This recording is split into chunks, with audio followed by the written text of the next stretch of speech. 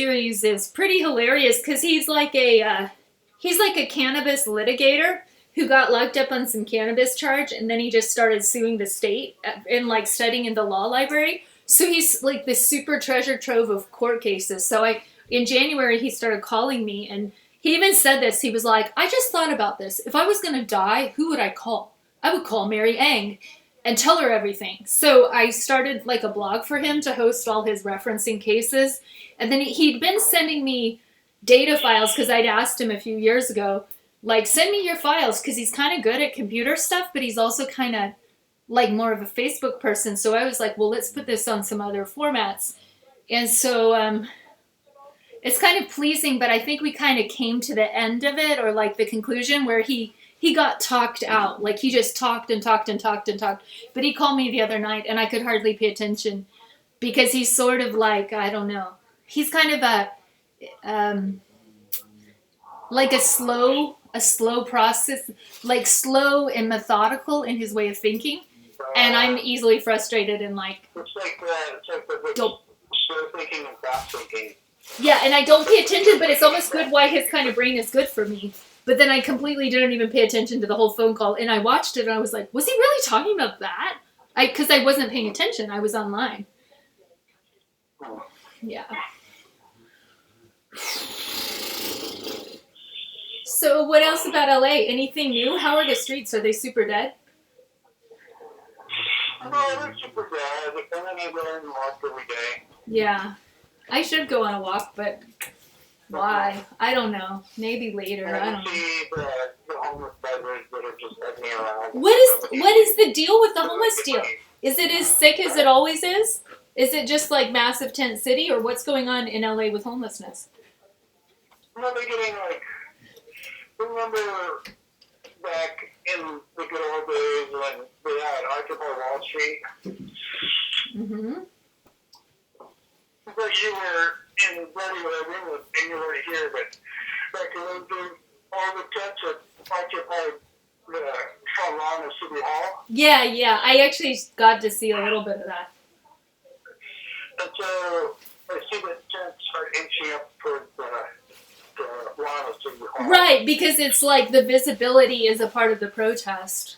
Yeah, no, in Portland there's No, it's true because, okay, so let me reference the fact that maybe 10% of the NYPD have symptoms of the flu. Okay? And why wouldn't you, right? Yeah. Because you're constantly... You have bronchitis because you live in LA, duh, because it's so polluted. Right. No, I mean, like, they have to keep up. Like, that's like... Let me go over this again. So, I actually run my case with victims assistance with the DA, right? Uh-huh. So whatever I can't get through Medicare, etc., then I can ask them to pay for, right? But while being interviewed at the DA's office by the victim assistance people, the person that's earlier tried to reach a work at the headquarters for the police downtown with Skid Row, right? Mm-hmm. And he can't work there anymore because all of the police that work there have hepatitis. Oh. Right? Okay. Because they're constantly handling all the people that don't have anywhere to go to the bathroom. Right, there's an epidemic of hepatitis. Right. I read about this, yeah. Right. So then he was at risk. So then we went up the street back to the DA's office because there's not a bunch of police officers with hepatitis. Somebody in the DA's office in Portland has it. One of their 200 employees has the COVID-19. It's the same situation, right? With the coronavirus, like 10%. Like when we talk about the blue flu, it's really the blue flu because when you pick up the phone and call 911, pretty soon nobody's going to answer.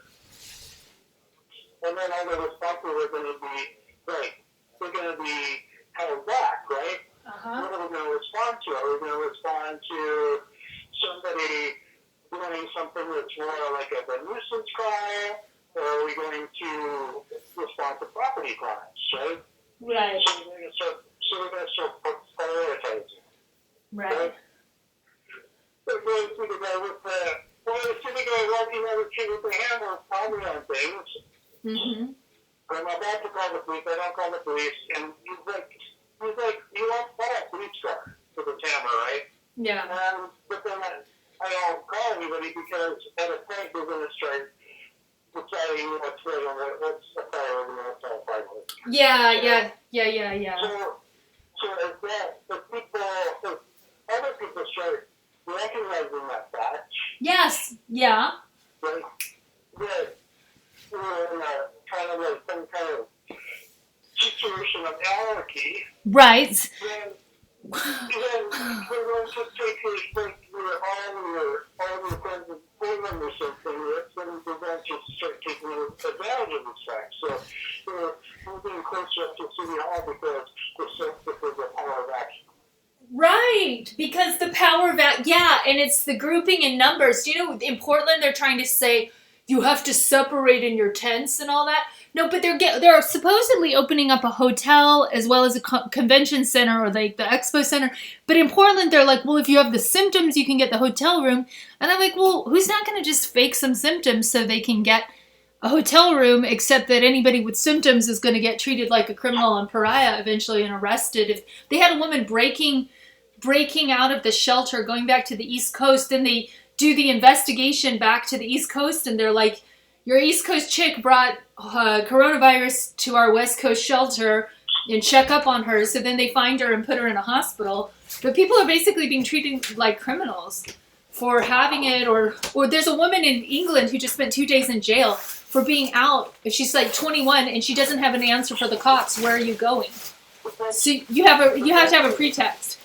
But that's the other issue, because the way with the hammer again, pretty soon it's going to be like 20 people with hammers because of them letting everybody out of prison. Right. It's like, what is their priority? Oh my God. Yeah, no, the prison stuff. There's the first death in an Oregon prison. Abolished until the virus came, and then told all the people they're prisoner.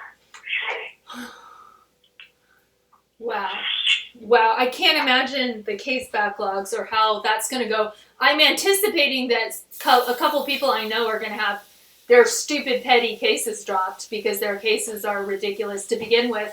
And then to me, I'm having trouble like looking in on the justice system. Like, are you sorry? Are you going to apologize for the fact that you've been getting away with like meaningless, bogus, frivolous stuff? I don't think I can be a juror because I'm so prejudiced at this point. I could say I could be a juror, but like I know what you did, I know what you did, I know what you did. Yeah. Woo. I don't know. I want the justice system to succeed, but Since I was 5 years old, when all this kind of fiction she was on to jury duty. who? Braden said he liked it. He said it was educational. I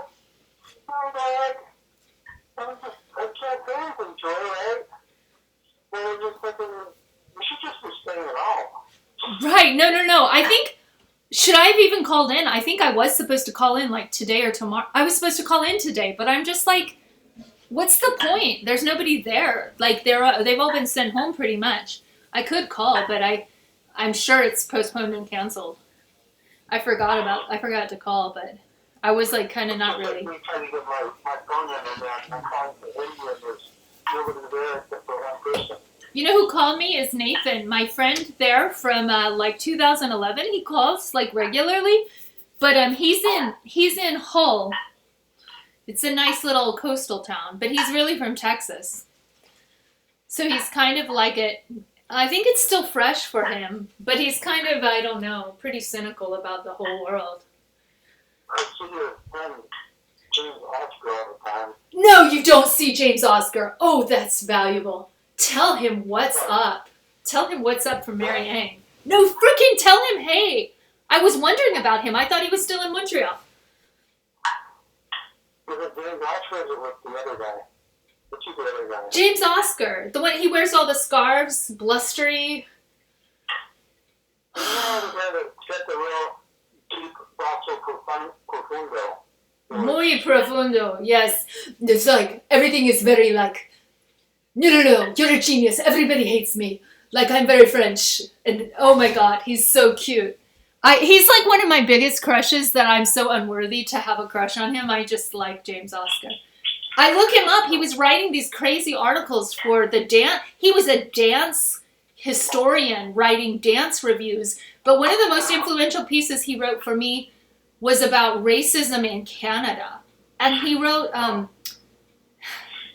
something about like white men are incapable of seeing their privilege and their race, the racism that is benefiting them. They're just completely incapable. And it's sort of, the way he thinks through his thoughts, he was very, like, kind of inspired, what do you call it, like, encouraging of me. Like, he saw some of my art that I did, like, that I thought was just, like, nothing, and he was like, these are magnificent, they are amazing, like, he sort of, like, got me on some level. But I think he likes to date, like, prettier girls than me. Like, really pretty girls.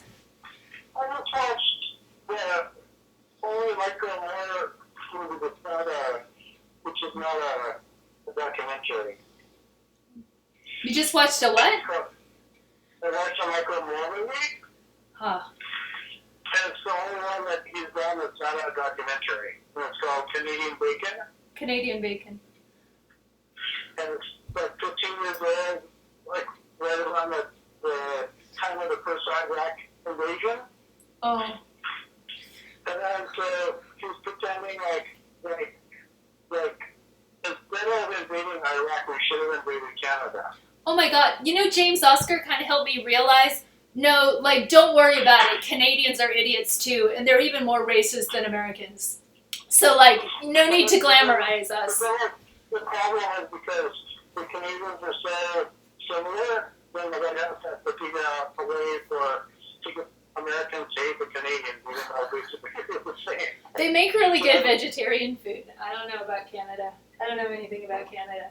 Except I met some Canadians down in Portland, and they were so extremely well put together. Like, everything about them was perfect. Like, very European, like, perfect jacket, perfect makeup, perfect perfume, perfect. They were very perfect. And even, like, their composure and stuff. And I think it might be healthcare.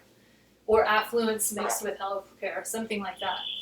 That's probably it. Kind of like Swedes, you know, like, why do you guys have teeth? Come on, explain it. We had Mexicans were dating an illegal Canadian remittance man. You know what a remittance man is? Oh, Vengeance Man? A what? Remittance.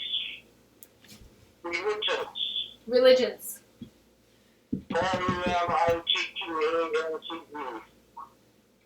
You've got, like, no consonants on this call between my speakerphone and your bronchitis or whatever. No consonants.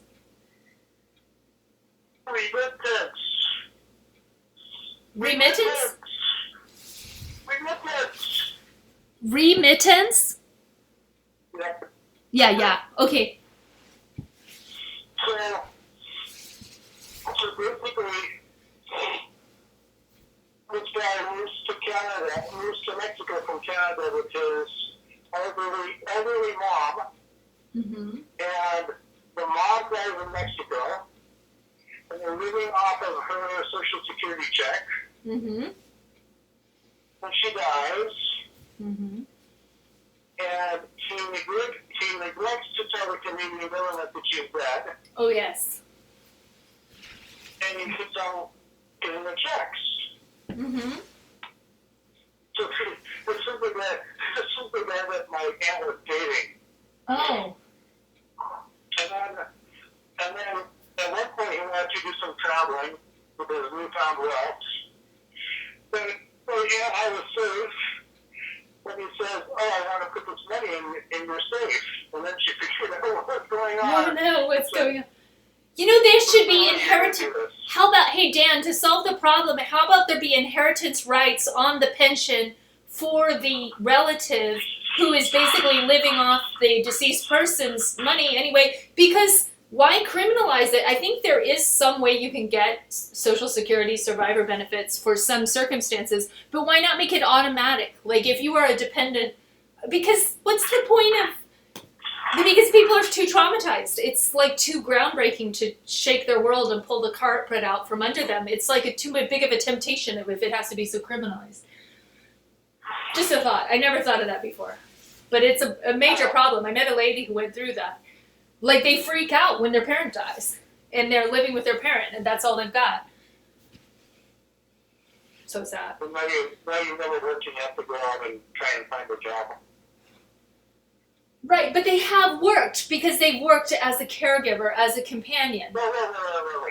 They had unpaid labor before. Unpaid labor, and that's where the demonetization of caregiving classes is a problem, because we're constantly the black market economy that doesn't exist. And so long as like the mainstream world won't acknowledge that taking care of... That's going to come to a head and change in 5 years now.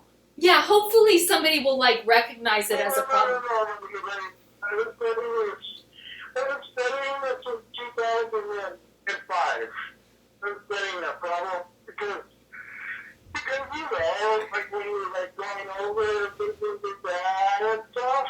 Yeah. I was constantly doing that.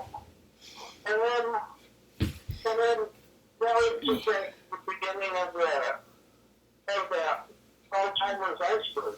Oh boy. Yeah, the geriatrics thing. My friend Mike Grayson tipped me off to that. He was like, yeah. So the peak of this was supposed to happen in about 5 years, right? Right.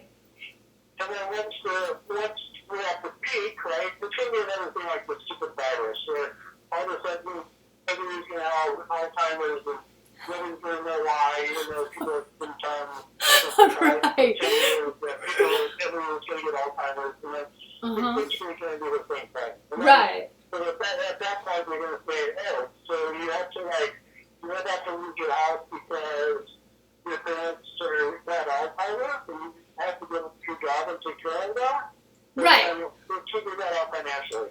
And then can we talk about the boomers who won't give up the service jobs? Because that's going to contribute to the problem, because that just keeps younger people out of work to begin with. Mm-hmm. So all that's going to change. All that's going to change, right. Oh, things are going to... Now, how does that go? Things are going to change so fast. All the white horses. Tori Amos. I kind of learned that song the other day. Things are going to change. That song makes me cry. It's so pretty. I never really got into Tori Amos. I had quite a stereotype of anybody who would listen to her. I thought anybody who listened to her was just like a mushy hippie.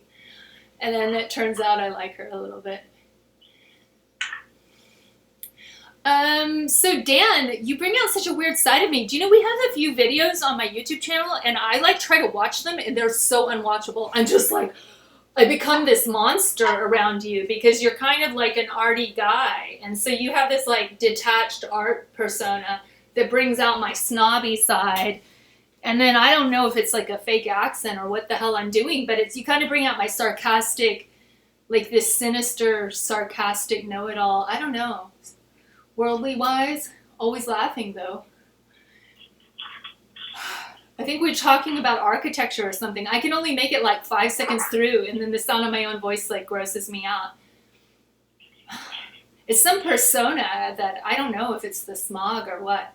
But there's one that where I think it's a little more tolerable. We're sitting at the Starbucks at Union Station. One of the times I came to visit. Oh, Yeah. Yeah, but it's also kind of intolerable because I think I'm talking about Benghazi. No, it's right before Benghazi happened. It's the weekend of Benghazi, basically. I remember kind of distinctly because of what I was wearing and what jacket I had on me. Yeah. Like my phone won't get internet, but it doesn't like what other people are searching for. So apparently, like now everybody's searching like great idea about the coronavirus. The coronavirus tips. The coronavirus is like DDoSing the internet. Is that what you're saying? You know, like the tips, like okay, Kind of. Yeah, a little bit of a DDoS on that internet. Like, is there any other subject Yeah. Wear a vest that has like a down vest that has zipper pockets, and then put your hands in the zipper pockets and zip up your zipper so that when you go outside, you don't touch your face. Don't touch your face, right? No, yeah. I'm not gonna be locked away for like shopping without a mask or any such type of a crime. Where's my... I lost my... Well, Dan, you know... What about it's also saying that the people are searching for go-hitters. Did you read? They're searching for what? They're They're searching... searching for go-hitters.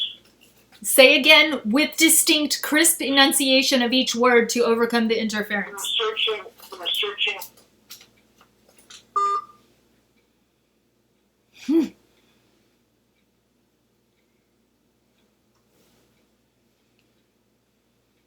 Maybe he'll answer again.